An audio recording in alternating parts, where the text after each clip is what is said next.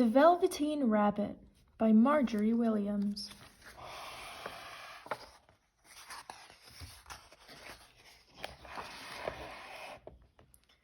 There once was a Velveteen Rabbit, and in the beginning he was really splendid. He was fat and bunchy, as a rabbit should be. His coat was spotted brown and white. He had real thread whiskers, and his ears were lined with pink sateen. On Christmas morning, he sat wedged in the top of the boy's stocking with a sprig of holly between his paws. The effect was charming. There were other things in the stocking, nuts and oranges and a toy engine and chocolate almonds and a clockwork mouse, but the rabbit was quite the best of all. For at least 2 hours the boy loved him, and then aunts and uncles came to dinner, and there was a great rustling of tissue paper and unwrapping of parcels, and in the excitement of looking at all the new presents, the Velveteen Rabbit was forgotten. For a long time he lived in the toy cupboard or on the nursery floor, and no one thought very much about him. He was naturally shy, and being only made of velveteen, some of the more expensive toys quite snubbed him. The mechanical toys were very superior and looked down upon everyone else. They were full of modern ideas and pretended they were real. The model boat, who had lived through 2 seasons and lost most of his paint, caught the tone from them and never missed an opportunity of referring to his rigging in technical terms. The rabbit could not claim to be a model of anything, for he didn't know that real rabbits existed. He thought they were all stuffed with sawdust like himself, and he understood that sawdust was quite out of date and should never be mentioned in modern circles. Even Timothy, the jointed wooden lion, who was made by the disabled soldiers and should have had broader views, put on airs and pretended he was connected with government. Between them all, the poor little rabbit was made to feel himself very insignificant and commonplace, and the only person who was kind to him at all was the Skin Horse. The Skin Horse had lived longer in the nursery than any of the others. He was so old that his brown coat was bald in patches and showed the seams underneath, and most of the hairs in his tail had been pulled out to string bead necklaces. He was wise, for he had seen a long succession of mechanical toys arrive to boast and swagger, and by break their mainsprings and pass away. And he knew that they were only toys and would never turn into anything else. For nursery magic is very strange and wonderful, and only those playthings that are old and wise and experienced, like the Skin Horse, understood all about it.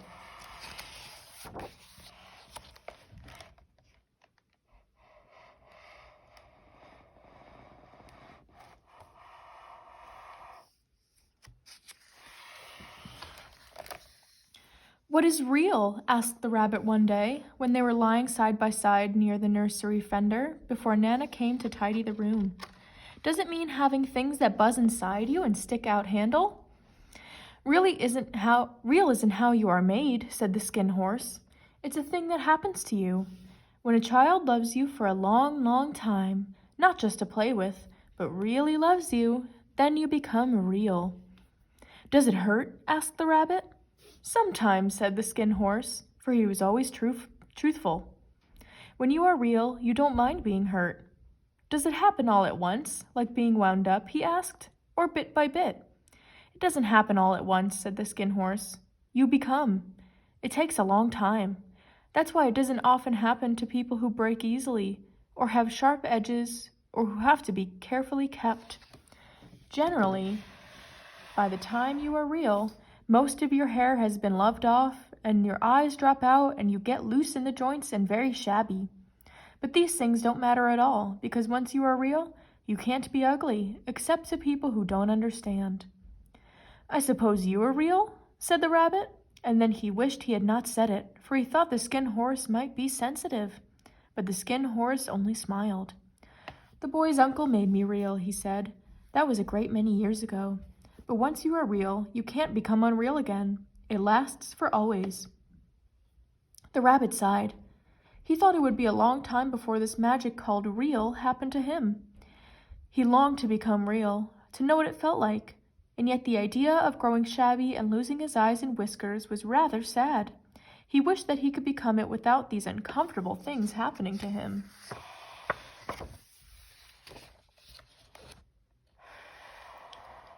There was a person called Nana who ruled the nursery. Sometimes she took no notice of the playthings lying about, and sometimes, for no reason whatever, she went swooping about like a great wind and hustled them away in cupboards. She called this tidying up, and the playthings all hated it, especially the tin ones. The rabbit didn't mind it so much, for wherever he was thrown, he came down soft. One evening, when the boy was going to bed, he couldn't find the china dog that always slept with him. Nana was in a hurry, and it was too much trouble to hunt for china dogs at bedtime, so she simply looked about her, and seeing that the toy cupboard stood open, she made a swoop. "Here," she said, "take your old bunny. He'll do to sleep with you." And she dragged the rabbit out by one ear and put him in the boy's arms.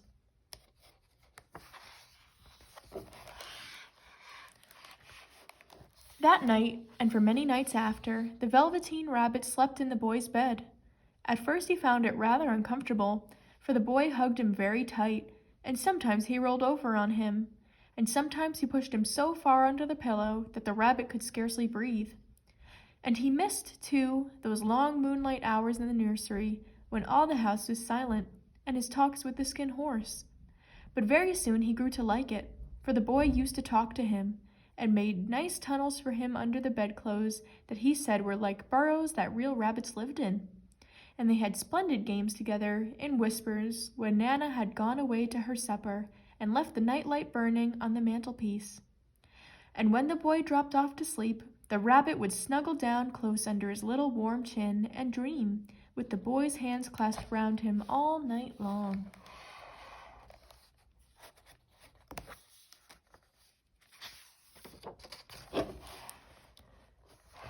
And so time went on, and the little rabbit was very happy. So happy that he never noticed how his beautiful velveteen fur was getting shabbier and shabbier, and his tail had come unsewn, and the pink had rubbed off his nose where the boy had kissed him. Spring came, and they had long days in the garden, for wherever the boy went, the rabbit went too. He had rides in the wheelbarrow, and picnics on the grass, and lovely fairy huts built for him under the raspberry canes behind the flower border.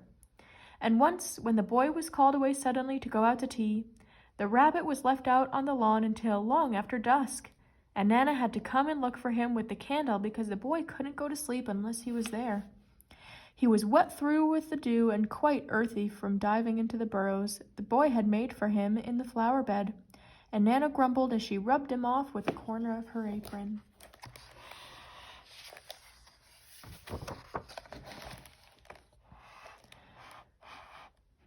"You must have your old bunny," she said. "Fancy all that fuss for a toy." The boy sat up in bed and stretched out his hands. "Give me my bunny," he said. "You mustn't say that. He isn't a toy, he's real." When the little rabbit heard that, he was happy, for he knew that what the skin horse had said was true at last. The nursery magic had happened to him, and he was a toy no longer. He was real. The boy himself had said it. That night he was almost too happy to sleep, and so much love stirred in his little sawdust heart that it almost burst. And into his boot-button eyes, that had long ago lost their polish, there came a look of wisdom and beauty, so that even Nana noticed it next morning when she picked him up and said, "I declare that old bunny hasn't got quite a knowing expression."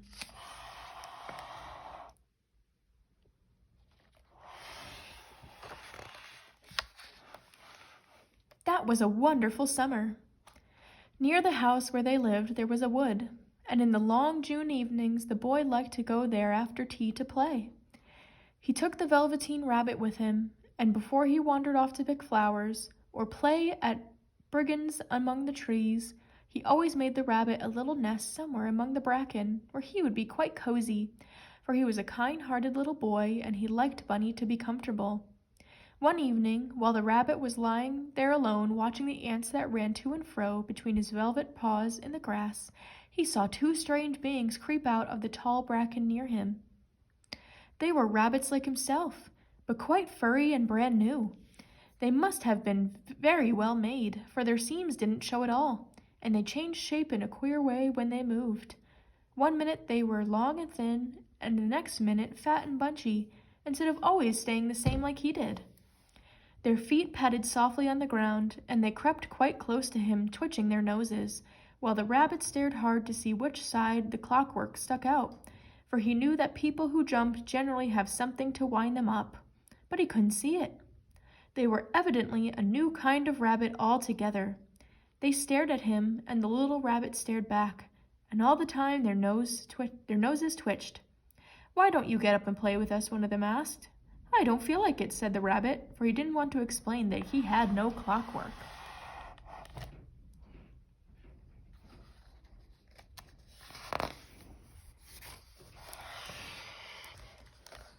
"Ho," said the furry rabbit. "It's as easy as anything," and he gave a big hop sideways and stood on his hind legs. "I don't believe you can," he said. "I can," said the little rabbit. "I can jump higher than anything." He meant when the boy threw him, but of course he didn't want to say so. "Can you hop on your hind legs?" asked the furry rabbit. That was a dreadful question, for the Velveteen Rabbit had no hind legs at all. The back of him was made all in one piece like a pincushion. He sat still in the bracken and hoped that the other rabbits wouldn't notice. "I don't want to," he said again. But the wild rabbits had very sharp eyes, and this one stretched out his neck and looked. "He hasn't got any hind legs," he called out. "Fancy a rabbit without any hind legs," and he began to laugh. "I have," cried the little rabbit. "I've got hind legs. I am sitting on them." "Then stretch them out and show me, like this," said the wild rabbit, and he began to whirl around and dance till the rabbit got quite dizzy. "I don't like dancing," he said. "I'd rather sit still." But all the while he was longing to dance, for a funny new tickly feeling ran through him, and he felt he would give anything in the world to be able to jump about like these rabbits did. The strange rabbit stopped dancing and came quite close.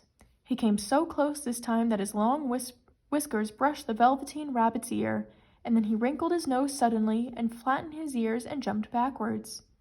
"He doesn't smell right," he exclaimed. "He isn't a rabbit at all. He isn't real."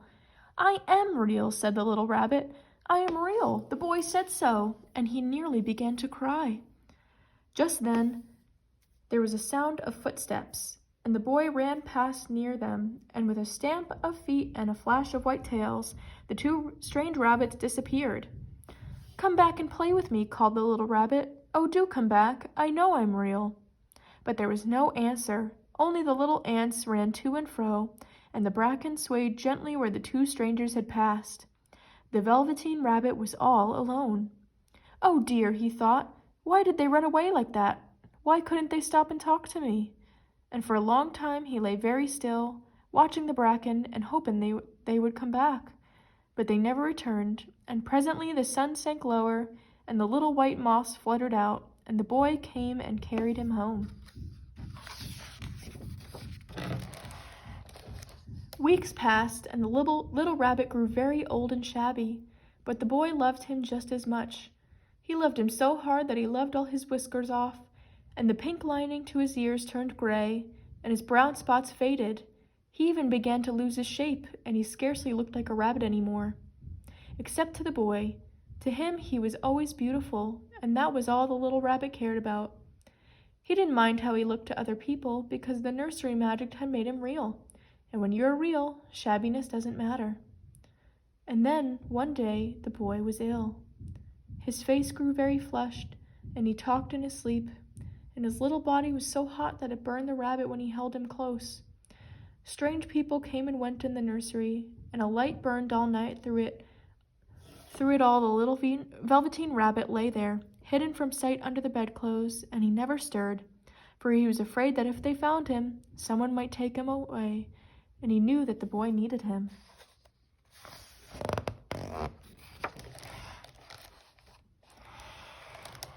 It was a long, weary time, for the boy was too ill to play, and the little rabbit found it rather dull with nothing to do all day long. But he snuggled down patiently and looked forward to the time when the boy would be well again, and they would go out into the garden amongst the flowers and the butterflies and play splendid games in the raspberry thicket like they used to. All sorts of delightful things he planned, and while the boy lay half asleep, he crept up close to the pillow and whispered them in his ear. And presently the fever turned, and the boy got better. He was able to sit up in bed and look at picture books, and while the little rabbit cuddled close at his side. And one day they let him get up and dress.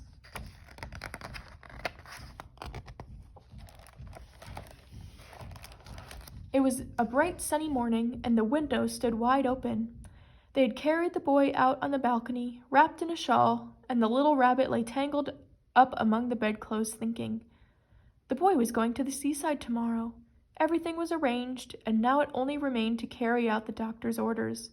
They talked about it all while the little rabbit lay under the bedclothes, with just his head peeping out, and listened. The room was to be disinfected, and all the books and toys that the boy had played with in the bed must be burnt. "Hurrah," thought the little rabbit. "Tomorrow we shall go to the seaside." For the boy often talked about the seaside, and he wanted very much to see the big waves coming in, and the tiny crabs, and the sand castles.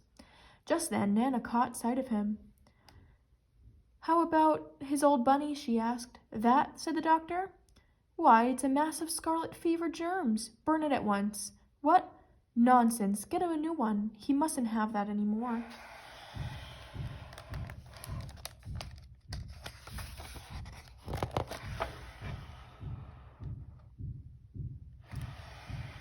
And so the little rabbit was put into a sack with the old picture books and a lot of rubbish and carried out to the end of the garden behind the fowl house. That was a fine place to make a bonfire, only the gardener was too busy just then to attend it. He had the potatoes to dig and the green peas to gather, but next morning he promised to come quite early and burn the whole lot. That night the boy slept in a different room, and he had a new bunny to sleep with him. It was a splendid bunny, all white plush with real glass eyes. But the boy was too excited to care very much about it. For tomorrow he was going to the seaside, and that in itself was a wonderful thing that he could think of nothing else.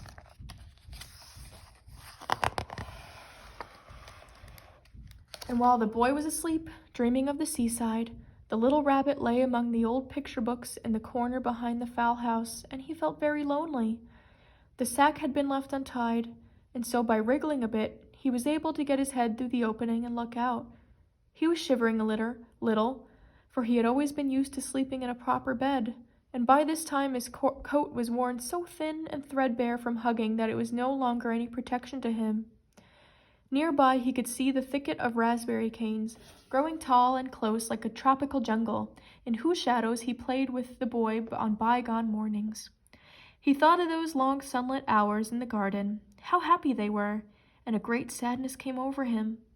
He seemed to see them all pass before him, each more beautiful than the other, the fairy huts in the flower bed, the quiet evenings in the wood where he lay in the bracken and the little ants ran over his paws, the wonderful day when he first knew that he was real.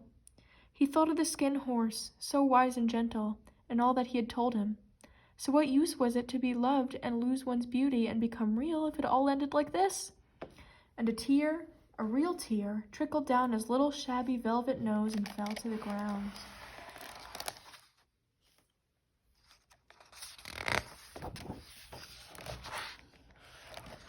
And then a strange thing happened, for where the tear had fallen, a flower grew out of the ground, a mysterious flower not at all like any that grew in the garden.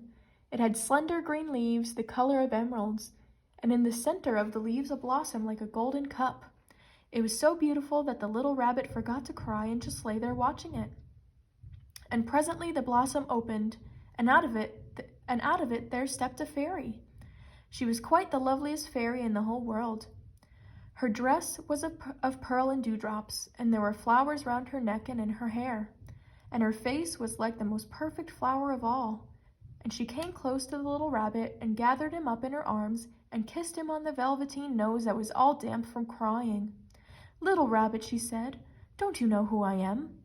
The rabbit looked up at her, and it seemed to him that he had seen her face before, but he couldn't think where.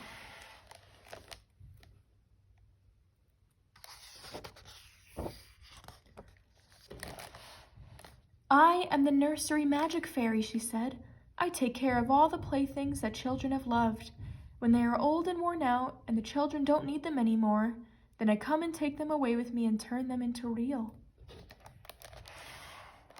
"Wasn't I real before?" asked the little rabbit. "You were real to the boy," the fairy said, "because he loved you. Now you shall be real to everyone." And she held the little rabbit close in her arms and flew him into the wood.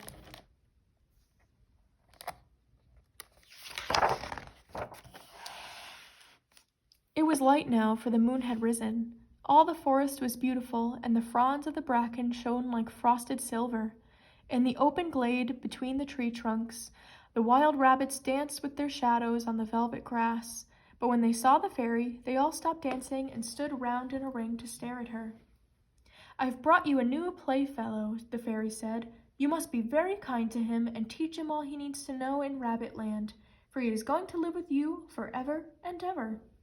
And she kissed the little rabbit again and put him down on the grass. "Run and play, little rabbit," she said.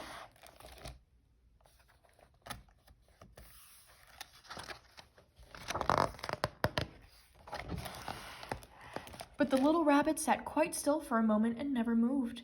For when he saw all the wild rabbits dancing around him, he suddenly remembered about his hind legs, and he didn't want them to see that he was made all in one piece. He did not know that when the fairy kissed him that last time she had changed him altogether. And he might have sat there a long time, too shy to move, if just then something hadn't tickled his nose, and before he thought what he was doing, he lifted his hind toe to scratch it. And he found that he actually had hind legs. Instead of dingy velveteen, he had brown fur, soft and shiny, his ears twitched by themselves, and his whiskers were so long that they brushed the grass. He gave one leap, and the joy of using those hind legs was so great that he went springing about the turf on them, jumping sideways and whirling round as the others did, and he grew so excited that when at last he did not stop to look for the fairy, she had gone. He was a real rabbit at last, at home with the other rabbits.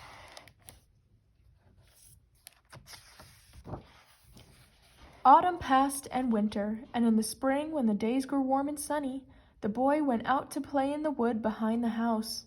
And while he was playing, 2 rabbits crept out from under the bracken and peeped at him.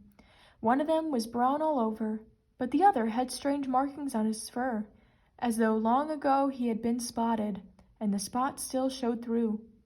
And about his little soft nose and his round black eyes there was something familiar, so that the boy thought to himself, "Why, he looks just like my old bunny that was lost when I had scarlet fever." But he never knew that it really was his own bunny, come back to look at the child who had first helped him become real.